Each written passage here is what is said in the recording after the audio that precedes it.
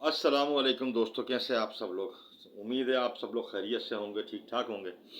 अच्छा, मैं अपना जो यूट्यूब चैनल है उसको कंटिन्यू नहीं रख पाया। कभी भी बनाया तो मैंने बहुत पहले था, 2014 2015 में बनाया था। फिर मैं सऊदीया चला गया, फिर वहाँ जाकर भी मैंने काफ़ी जो है वीडियोस बनाई, यूट्यूब चैनल पे डाली। लेकिन कभी भी मैंने नहीं सोचा, कभी भी कोशिश नहीं की कि लोग उन वीडियोस को देखें और मेरा चैनल जो है ना वो ग्रो करे। और कभी भी मैंने कोशिश नहीं की। मैंने वीडियोस डाली अपने लिए कि यार मैं सऊदीया में हूँ, मैं यहाँ हज करता हूँ, उम्रा करता हूँ, मैं यहाँ काम करता हूँ। तो मैं अपनी वीडियोस बनाकर मोबाइल में रखता हूँ। मोबाइल ख़राब भी हो जाते हैं, वीडियो और मोबाइल भर जाता है, फिर वीडियो डिलीट करनी पड़ती है। तो मैं जो है वो वीडियोस जो है ना वो अपनी अपनी जो है ना याददाश्त के लिए और अपनी मेमोरीज को बाद में देखने के लिए, एंजॉय करने के लिए, कुछ याद करने के लिए, तो मैंने वो वीडियोस बनाना शुरू की। छोटी छोटी वीडियो बनाता था, 30 सेकंड की, 1 मिनट की, 1.5 मिनट की, 2 मिनट की, 3 मिनट की, 4 मिनट की। इससे ज़्यादा बड़ी वीडियो नहीं बनाता था, मैं छोटी छोटी वीडियो बनाता था। मुझे ज़्यादा बड़ी वीडियो बनाना अच्छा नहीं लगता था, उस वक्त मैं बनाता भी नहीं था। तो इस तरह चलती रही ये कहानी। और मैं वीडियोस बनाता रहा। फिर सऊदीया में 2016 में गया था। फिर वहाँ से 2017 के एंड में तकरीबन मैं आ गया था वापस।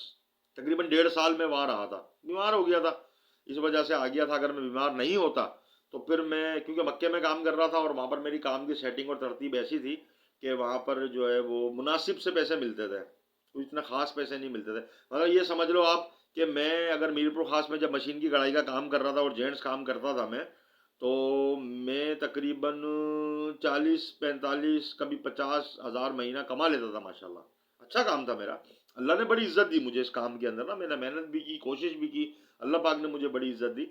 तो जब सऊदीया की ऑफर आई तो मैंने अंदाज़ा लगाया कि यार वो तो 40,500 इतने ही कुछ मैं कमा पाऊंगा। और उसमें से भी मैं खा पी के जो घर बेच पाऊंगा वो, जैसे मेरी 1500 रियाल सैलरी थी, 300 रियाल तो खाने के कट रहे थे, 200 रियाल में खुद सिगरेट वगैरह पीता था। और बाहर जाके अगर चाय पीनी है, कुछ बिस्किट खाने हैं, बाहर किसी होटल पे खाना खाना है, तो 200 रियाल वैसे खर्च हो जाएंगे आपके। कोई मोजे लेने हैं, आपने कोई चीज़ लेनी है तो 1000 रियाल बचते थे। 1000 रियाल के उस वक्त पाकिस्तानी बनते थे 28,500 रुपये। 28,000 28,500 रुपये बनते थे 2016 में। अच्छा, तो मैं वो पैसे घर बेचता था। और जब मैं यहाँ मीरपुर खास में था तो मैं जो ना वो अपने अपने घर में जो मैं खर्चा भेज रहा हूँ ना, इससे कुछ ज़्यादा ही मैं अपने हाथों से पैसे खर्च कर दिया करता था। क्योंकि घर में खर्चा मैं घर पे नहीं देता था। मैं जब मीरपुर खास में था अपने हाथ से ही खर्चा चलाता था, सारी चीज़ें घर पे ला कर देता था मैं। और मेरी कोशिश होती थी कि भाई घर वाले बाज़ार ना जाएं, उनको गर्मी में धूप में परेशान ना होना पड़े। जो चीज़ भी चाहिए, मैं बाज़ार ही में तो होता था, बाज़ार में मेरा काम है, बाज़ार में दुकान है। तो मैं बाज़ार में सारी चीज़ें घर पे लेकर आता था, कोई मसला नहीं था। लेकिन मैं जिस तरीके से कमाता था ना, उसी तरीके से मैं खर्च भी कर देता था। 45 50 हज़ार रुपये महीना। अब वहाँ चला गया तो 40,500।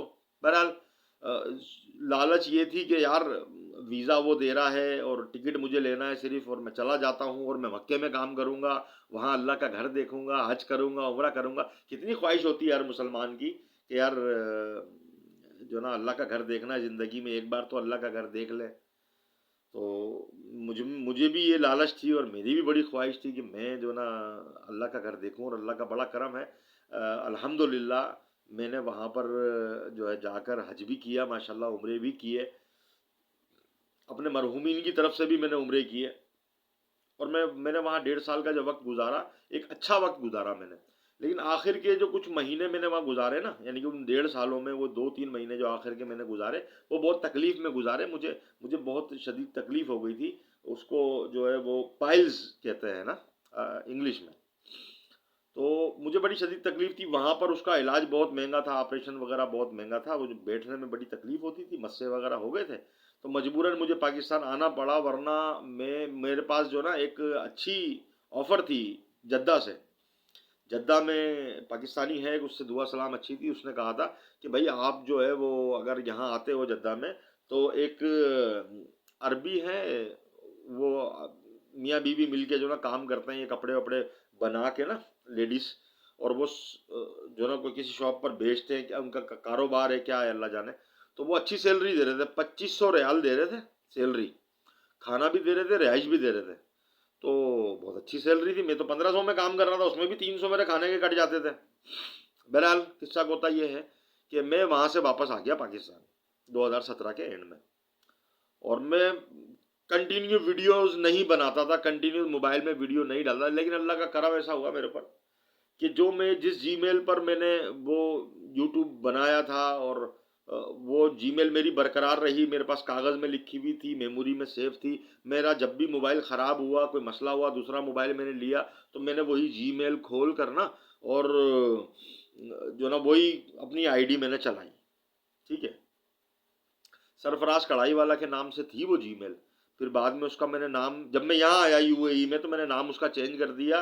मैंने शारजा लाइफ मतलब शारजा की ज़िंदगी, तो मैंने वो उसका नाम रख दिया।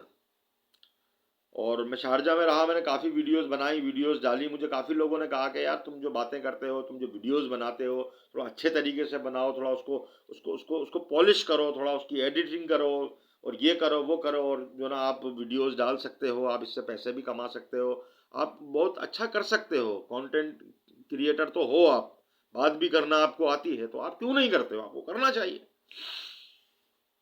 एक तो मेरा जो ना वहाँ पर उस तरफ रुझान नहीं था। मैं मुझे शौक नहीं था कि मैं, मतलब एक तो होती है ना अंदर से चाहत होती है इंसान के अंदर, क्या मैं ये करूँ ये करूँ, मेरा नहीं, शौक नहीं था। वीडियोस में वैसे ही बनाता था, ये नॉर्मल सा एक हल्का फुल्का शौक था, वो वाला शौक नहीं था कि मैं यूट्यूबर बन जाऊँ। ये कुछ नहीं था मेरे अंदर। वीडियोस तो मैं बनाता था, डालता था यूट्यूब पर, और मेरे कोई 40-50 सब्सक्राइबर थे। वो भी मैंने यार दोस्तों के, जानने वालों के मोबाइल लेके ना खुद सब्सक्राइब किए थे। किसी टाइम पर मुझे हुआ था कि यार मेरे को सब्सक्राइब अपने बढ़ाने चाहिए, तो वैसे तो लोग सब करेंगे नहीं, मैं खुद ही कर देता हूँ।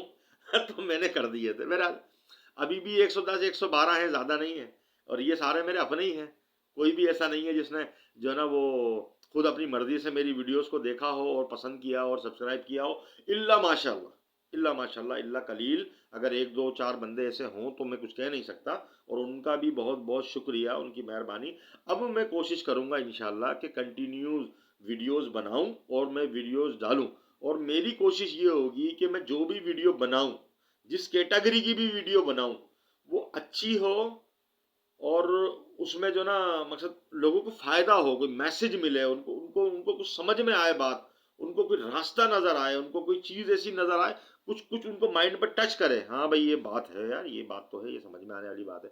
कुछ मैं ऐसी वीडियोस बनाऊं, ऐसी बातें करूं। और बहुत सारी नॉलेज मेरे पास है, सारी तो मैं शेयर नहीं कर सकता, बहुत सारी ऐसी हैं जो मैं वाकई शेयर नहीं कर सकता, चाहते हुए भी नहीं कर सकता, क्योंकि वो बातें ऐसी हैं कि वो हमको बाकी मतलब समझ में जल्दी से नहीं आएंगी।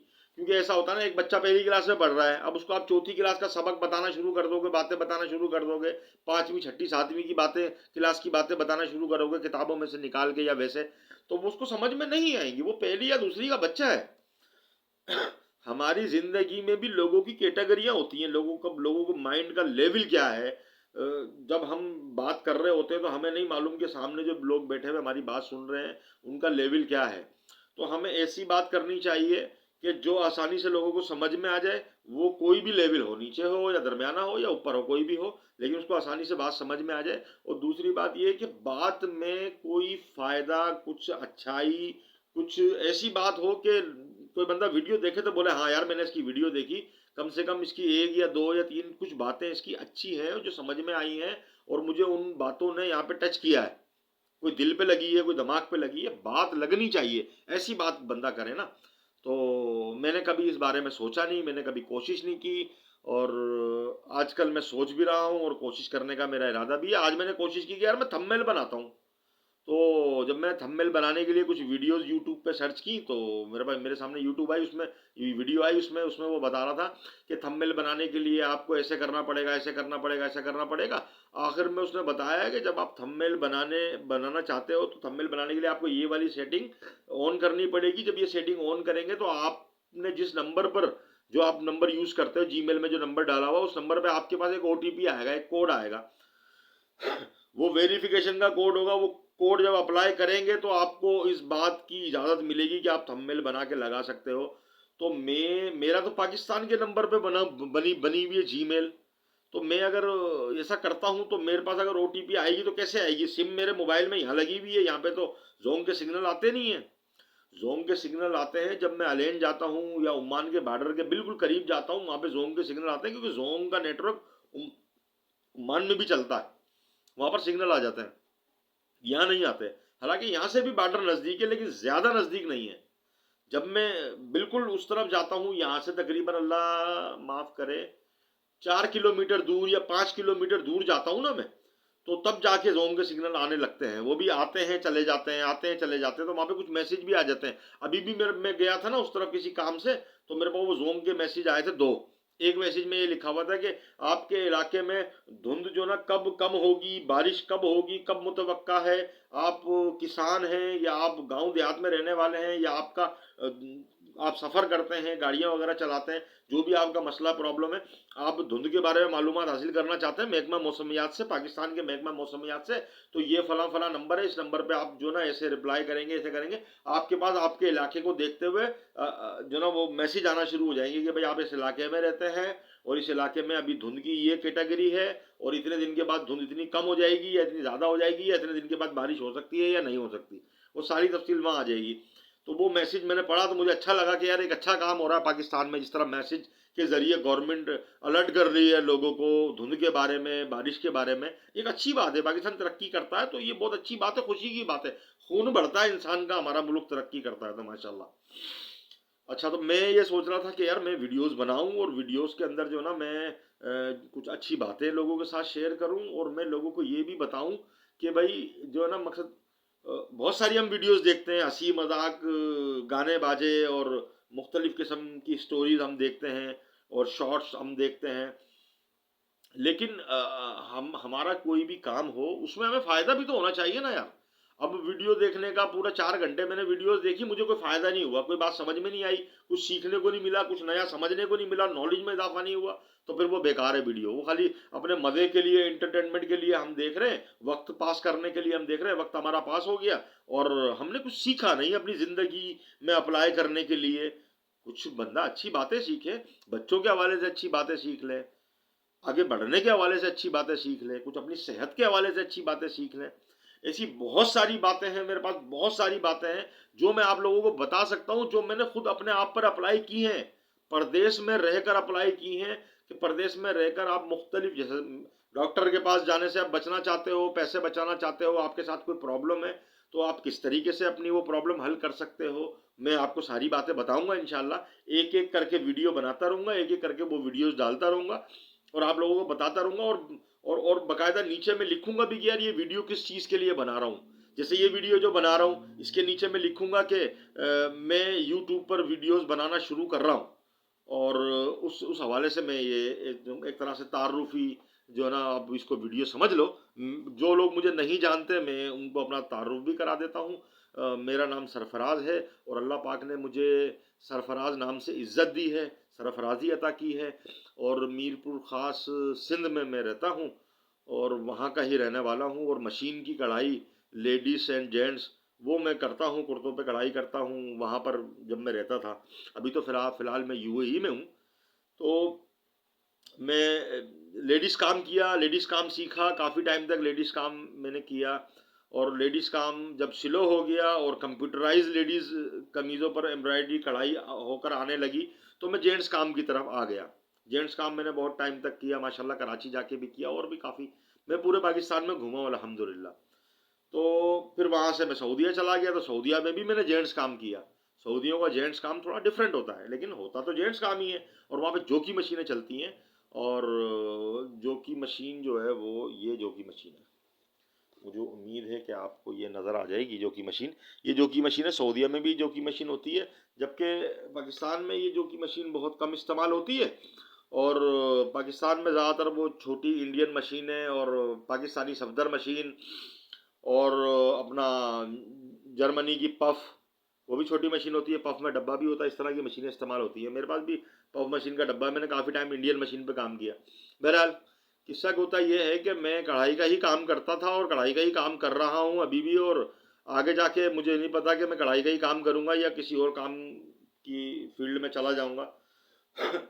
बहरहाल सऊदीया में भी मैंने यही काम किया, वापस आने के बाद भी मैंने जेंट्स काम किया, और अल्लाह पाक ने मीरपुर ख़ास में मुझे जेंट्स काम के हवाले से इतनी इज़्ज़त दी कि मैं अल्हम्दुलिल्लाह काम भी अल्लाह की तौफ़ीक से, मेरा कोई कमाल नहीं है इसके अंदर, अल्लाह की तौफ़ीक से मैं काम भी अच्छा बनाता था और लोगों को अच्छा भी लगता था, और काम में जिद्दत पैदा करने की कोशिश करता था, अच्छे से अच्छा उसको बनाने की कोशिश करता था, नई से नई डिज़ाइनिंग, नए से नया उसमें तरीका ईजाद करने की कोशिश करता था। मैंने मशीन के काम में, कढ़ाई मशीन के काम में हैंड वर्क को टच करना शुरू किया मीरपुर ख़ास में। जो शादी ब्याह के बच्चों के कुर्ते होते हैं, कॉलर भरा हुआ है, कटदाना लगा हुआ है, मोती लगे हुए हैं, मुख्तलिफ चीज़ें लगी हुई हैं, हाथ से घर पे सिस्टर वगैरह लगाया करती थी, तो बहुत अच्छा चला माशाल्लाह वो काम, और अच्छे पैसे मैंने उसमें कमाए। फिर जो है वो मैंने उसमें जिद्दत पैदा करने की कोशिश की कि जो रेशम का तिल्ले का आम नॉर्मल काम होता है, उसमें मैंने लॉरेक्स लगाना शुरू किया, उसके अंदर मैंने जो ना नीम जरी लगाना शुरू की। माजरत चाहता हूँ, छालिया भी खा रहा हूँ और वीडियो भी बना रहा हूँ, आप लोगों से बात भी कर रहा हूँ, तो इसलिए थोड़ा सा मसला हो गया। अच्छा, तो मैंने उस काम में भी जिद्दत पैदा की, और वो काम भी माशाल्लाह अच्छा चला, और हर साल में, 1.5 साल में मैं काम के अंदर जिद्दत पैदा करने की कोशिश करता था, और अल्हम्दुलिल्लाह मैं उसमें कामयाब हो जाता था। ऐसा नहीं है कि मैंने बहुत ज़्यादा पैसा कमा के और बहुत सारी दौलत वौलत जमा कर ली हो और कोई अच्छा घर मकान बना लिया हो, ऐसा नहीं है। लेकिन अल्हम्दुलिल्लाह गुजारा बहुत अच्छा करता था मैं, अल्हम्दुलिल्लाह अपना गुजारा बहुत अच्छा करता था। तो मसला नहीं होता था, किसी भी किस्म का कोई प्रॉब्लम नहीं होती, लोगों के पास मोड़ियाँ आ जाती थी, काम नहीं होता था, मद्दा आ जाता था। मेरे पास ये चक्कर नहीं था, मेरे पास अल्हम्दुलिल्लाह काम होता था, 12 महीने काम होता था, और अच्छा खासा बेतहाशा काम होता था। शादी से पहले रात को 2-2, ढाई-ढाई, 3-3 बजे मैं दुकान बंद करके आता था। सुबह 9 बजे चला गया, 10 बजे चला गया, 11 बजे चला गया, पूरा दिन पूरी रात दुकान पे, काम ही इतना होता था।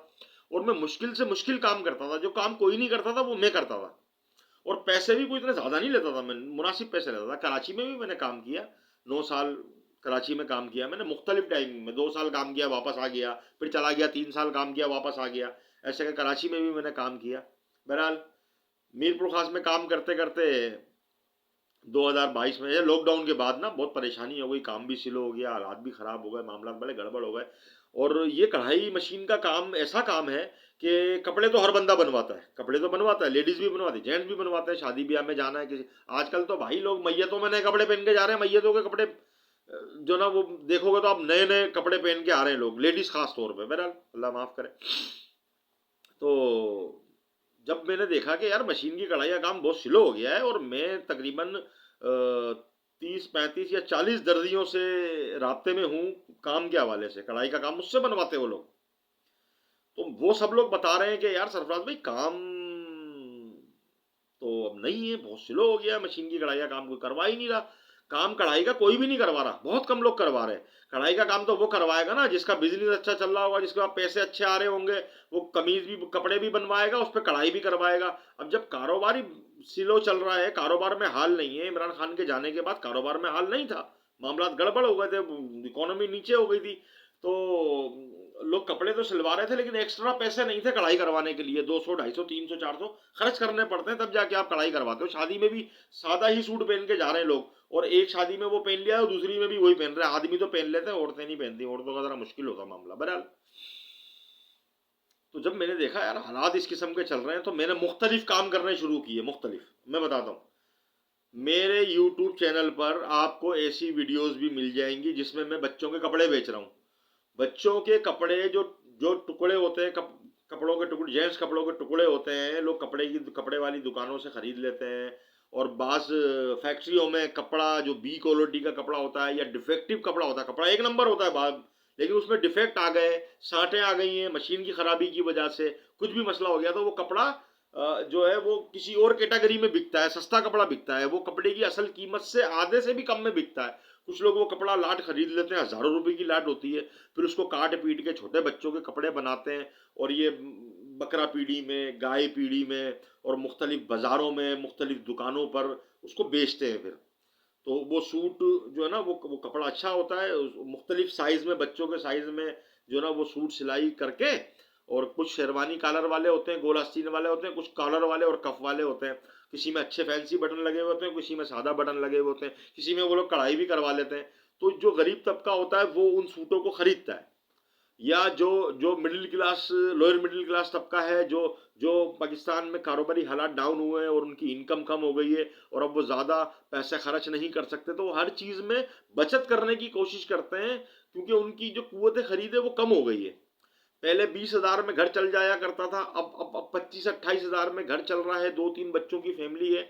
तो वो क्या करते हैं कि भाई वो जो हम पहले एक कपड़ा खरीदा बच्चे के लिए, छोटे बच्चे के लिए अगर 3 मीटर भी कपड़ा खरीदा है, तो 150 रुपये मीटर के हिसाब से तो वो 450 रुपये का कपड़ा हो गया। 400 रुपये उसकी सिलाई हो गई, कढ़ाई करवाओगे तो 250 रुपये कढ़ाई हो गई, तो सूट कितने का पड़ गया।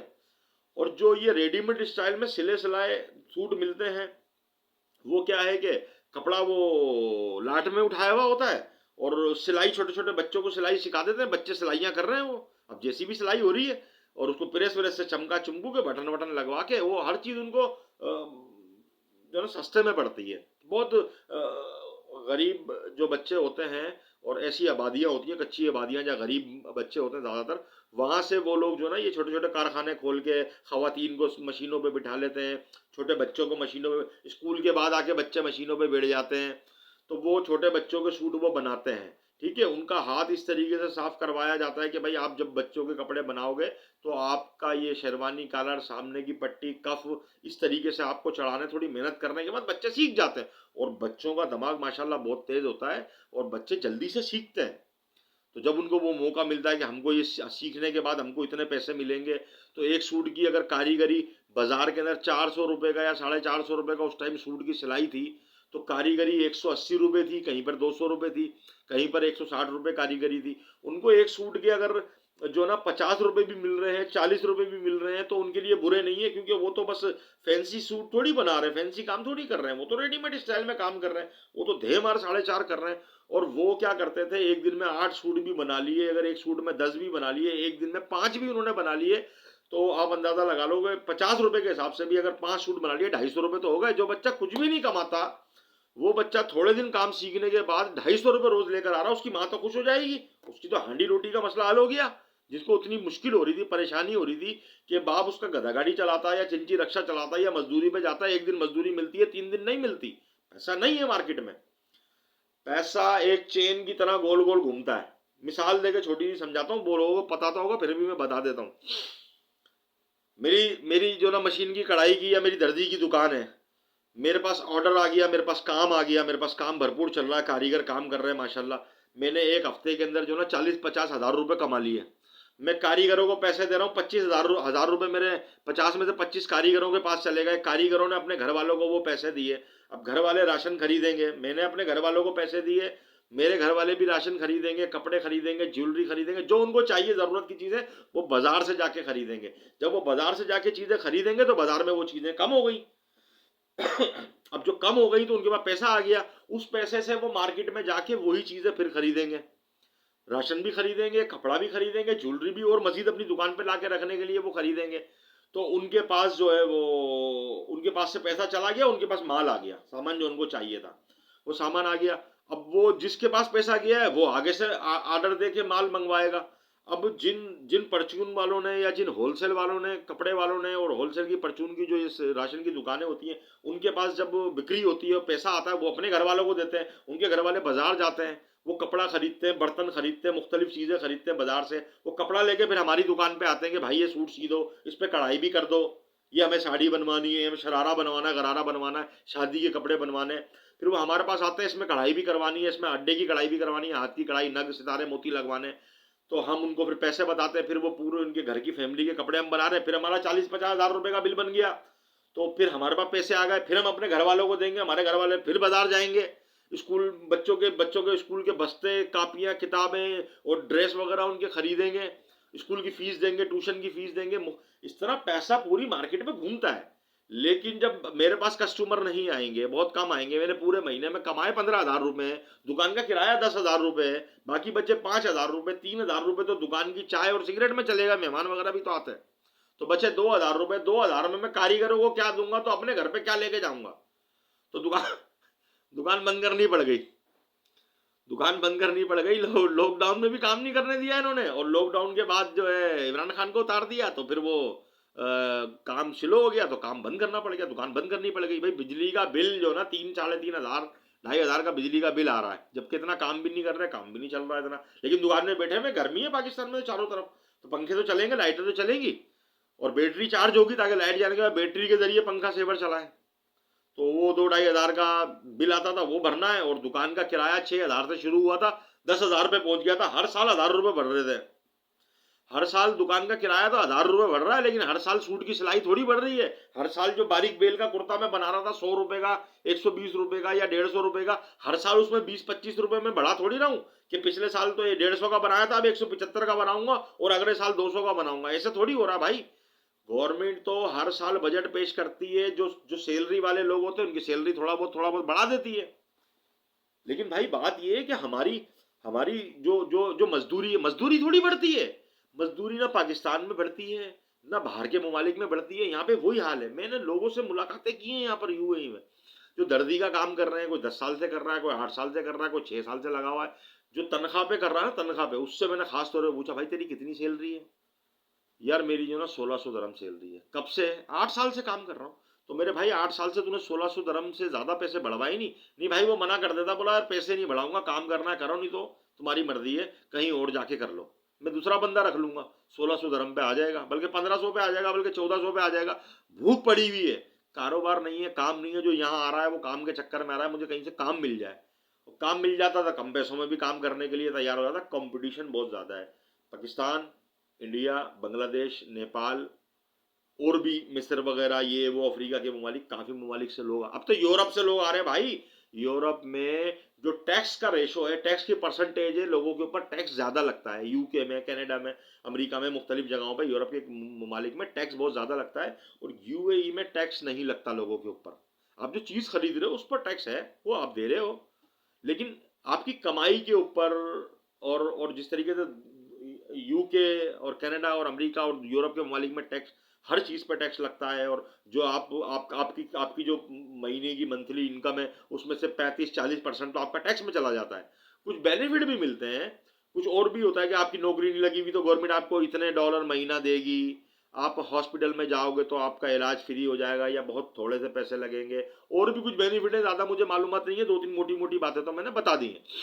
लेकिन यहाँ पर जो है बहुत सारी चीजों में टैक्स पर छूट है, तो लोगों को यहाँ पर फायदा है।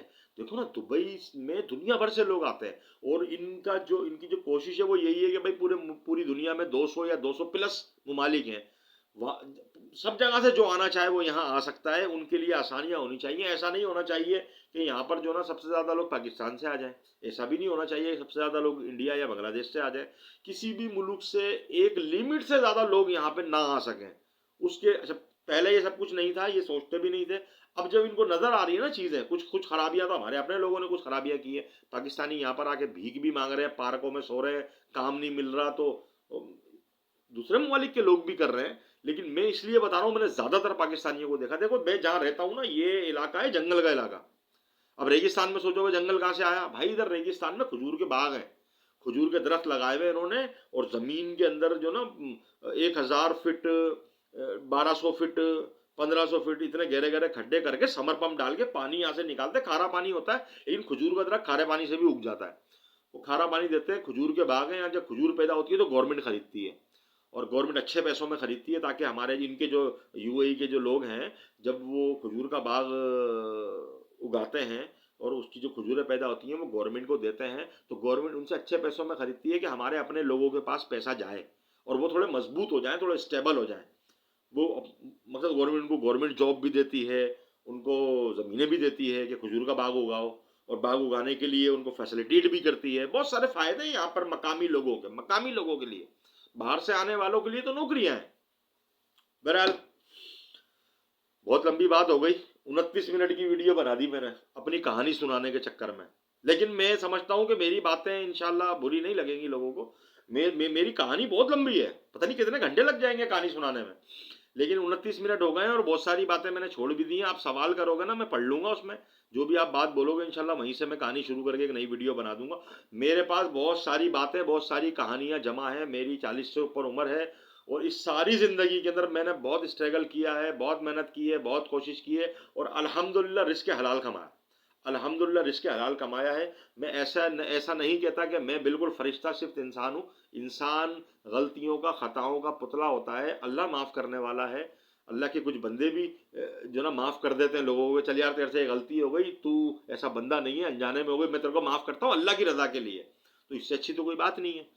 तो ऐसा भी करना चाहिए। बहरहाल बहुत सारी मैंने बातें कर दी हैं, आधे घंटे की, पता नहीं अपलोड होगी नहीं होगी। मेरा कोई वेरीफाई, वो क्या बोलते हैं उसको, मोनिटाइज थोड़ी हुआ मेरा चैनल। ये तो ऐसे ही झाड़ा वटर चल रहा भाई।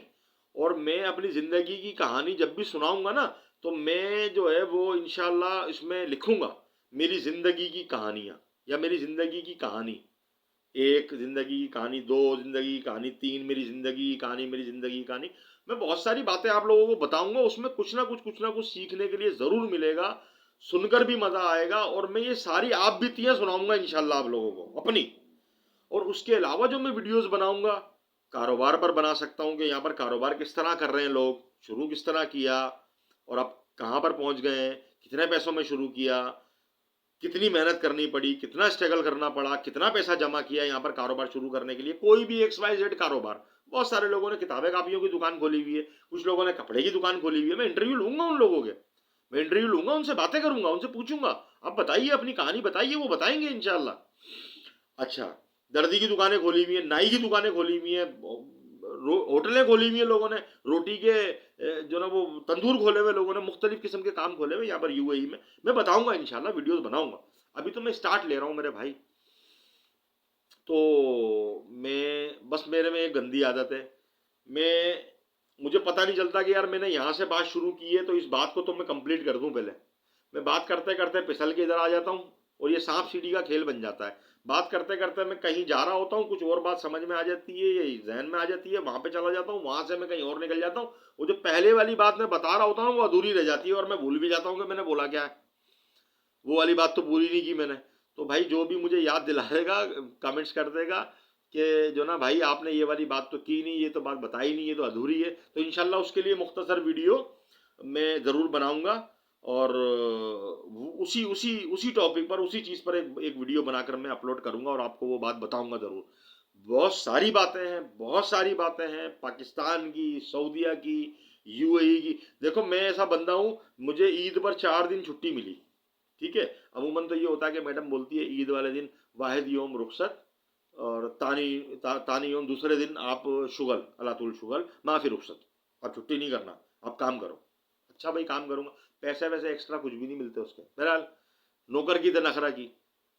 इस दफ़ा ऐसा हुआ कि मैंने मैडम को बोल दिया था कि मैं तो जो ना वो जाऊंगा, दुबई जाऊंगा, दुबई में ईद मनाऊंगा ना, मैं दुबई जाऊंगा दोस्त के पास।